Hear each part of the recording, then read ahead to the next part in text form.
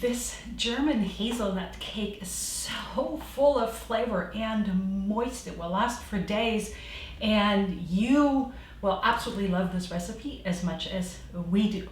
Today happens to be my husband's birthday, and because, okay, here's a pun, he's nuts about nuts, I am making this cake for him, and I'm going to take you along to show you that it's really easy to make and super delicious. The first ingredient obviously here is hazelnuts, and I have ground them before this video because I buy them whole at Trader Joe's. You can also buy them online. I'm leaving links below this video so you can find them easily, and also I'll be linking a recipe down below that you can print at home so you don't need to take any notes. I have ground them in my food processor back there, which I think is the best way to do it. I have tried it in a high-speed blender, but the hazelnuts get a little bit too oily and a little bit too mushy, and it's a little bit too inconsistent in the texture, so I prefer the food processor. If you can't find ground hazelnuts or you don't have a way to grind them, this recipe will just work as well with ground almonds, and they're a lot easier to find. Sometimes it's also called almond meal. So that's the first ingredient here that I want to talk about. However, we will start with whipping the butter with the sugar. And as you can see, I'm using a very simple digital kitchen scale that I've had for a long time. It's only 20 bucks or something online, very affordable. And I do recommend for best results that you follow the metric measurements. I know it's a little bit unfamiliar for many of you. I will start with a block of butter, and I should have had a knife before I recorded. And I would like to cut the butter in little chunks. I have left this butter out at room temperature for a while. The softer the butter, the easier this will be. So put the butter in here. It can be big chunks, it doesn't need to be very small.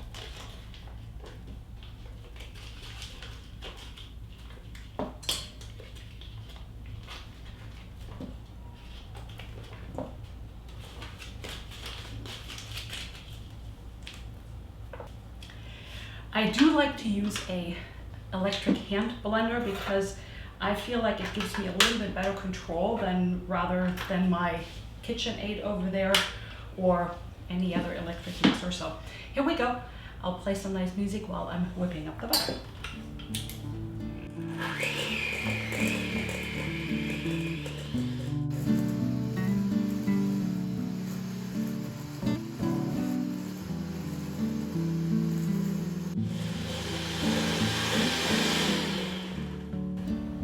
You want your butter white and creamy because that will actually make that cake very moist. Now I'm adding, usually this sits flat here.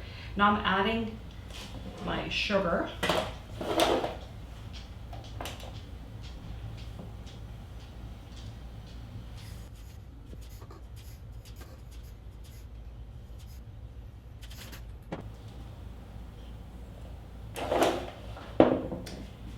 I'll whip that up again, really creamy and white.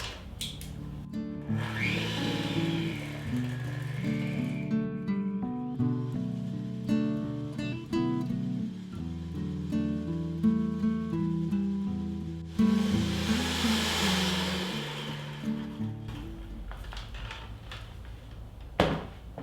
right now it's a good idea to scrape the sides of the bowl to make sure that you really mix up all the butter and sugar.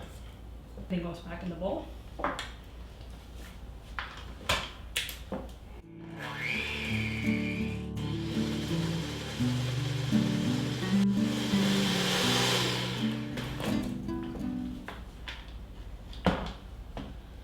And now I'll add the eggs one by one. I have 5 eggs here, so it's going to take a little bit of time, but it's so worth the effort because it makes the texture very fluffy and light, and it also makes the cake very moist. So bear with me while I'm adding the eggs one by one, and then beat them up, mix them up, and continue doing that.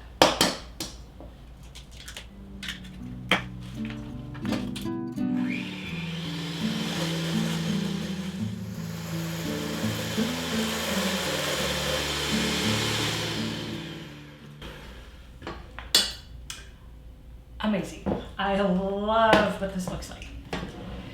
I'm gonna set this aside the best I can. Now in a separate bowl, I'll mix my dry ingredients, and I'm adding my flour.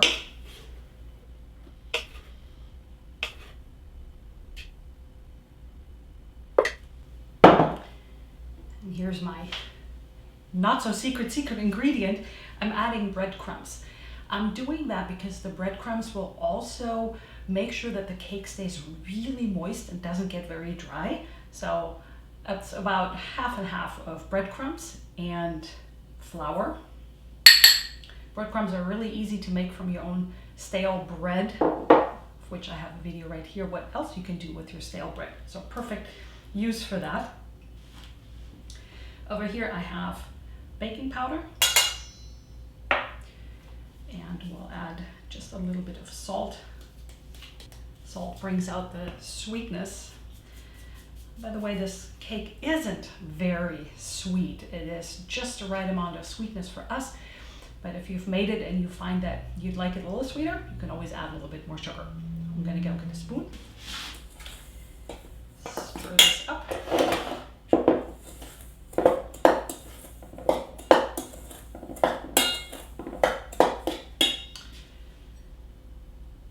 And over here I have rum. Two things about rum. Rum will give it an amazing flavor. However, most of it, if not all of it, will completely evaporate during the baking process. If you're a little bit queasy about using rum and you want to serve it to children and you don't want to use rum, you can always substitute the rum with milk. You can use plant-based milk or cow's milk. And I have a generous amount here. I have what, a little bit more than 5 ounces. I may not actually need the whole lot, and I'll show you what that depends on once we get to that point. Quickly adding my nuts to the dry mix, and I left the nuts a little bit chunky because my husband loves it that way. He's always like, oh, I want to bite on some nutty chunks. If you like yours a little bit more consistent and more like a meal than chunky, you can also grind them that way.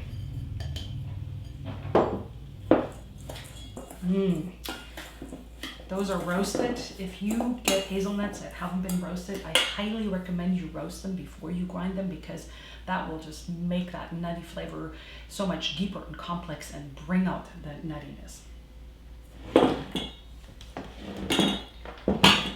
And now I'm alternating adding the dry flour mix and some of the rum.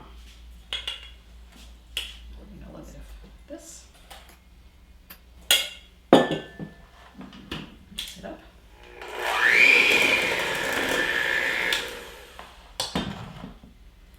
Add a little bit of rum.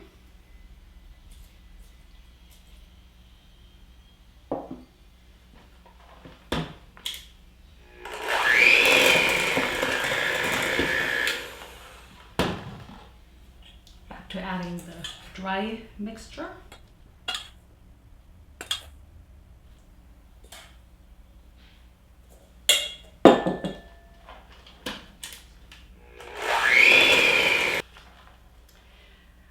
Unfortunately, at this point, I actually don't want to add more rum.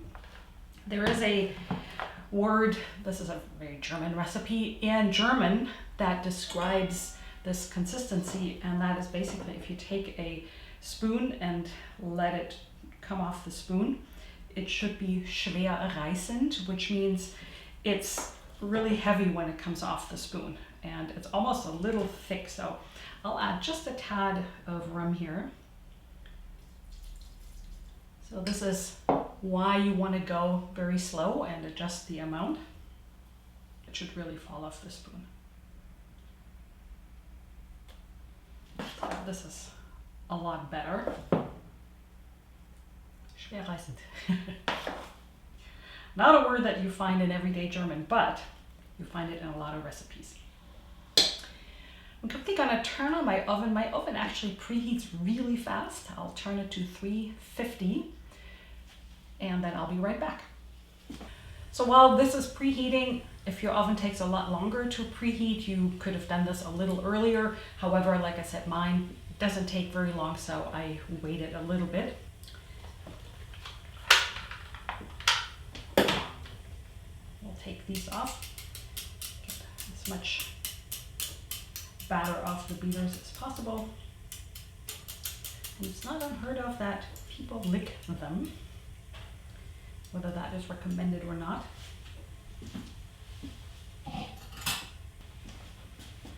I am baking this hazelnut cake in a square loaf pan. You can also make it in a round pan or in a bundt cake pan. That really depends on your preference and what you want the cake to look like. I like the fact that I can just cut little slices here, and it looks pretty festive to me. And I have some avocado oil in here that I am spreading with a pastry brush.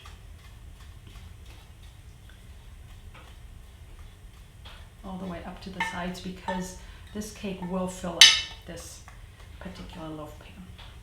Make sure I hit all the spots, especially the corners where the cake likes to stick a little bit more than in other areas. Put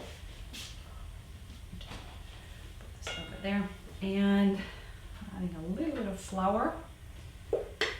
That also helps the cake come out. And then I'll shake the flour around.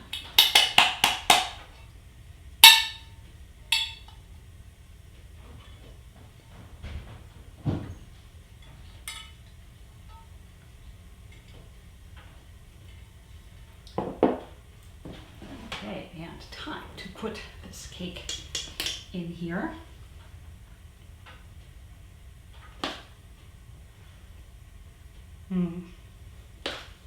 Too bad some of the rum flavor actually gets lost during the baking, but there's still enough in it.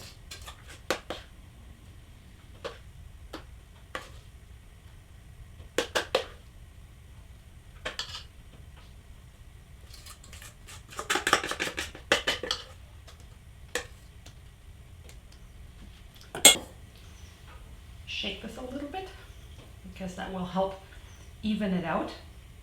And I will put it in the oven.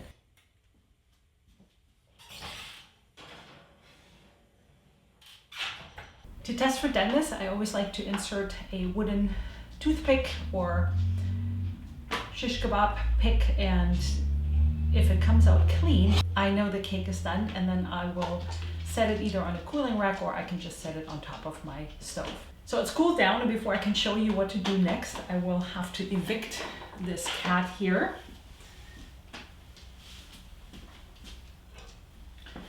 I have a plate, and this is pretty cool to touch, and I have my cake in the loaf pan, and what I will do here is, you gotta be really careful, is put this on top and turn it upside down. And here it comes out, and you want to be careful because you don't want to destroy the nice top here. Here's your cake. I'm gonna let it cool down even more. It is very tempting to cut it right now. However, I'm gonna let it cool down until it is just warm to touch. If you really like the rum, you can at this point drizzle some more rum on top. Sometimes it helps to use a toothpick and to poke it a little bit so that the rum can really soak in, or you can just use a pastry brush. You can also put a glaze over it. It's just like a regular, either a rum glaze where you mix rum and powdered sugar, or any other glaze. Chocolate would also be fantastic. However, I actually just like it like this because then it really brings out the nutty flavors. And for more German cake recipes, check out this playlist right here. Thank you so much for watching, and I'll see you in the next video.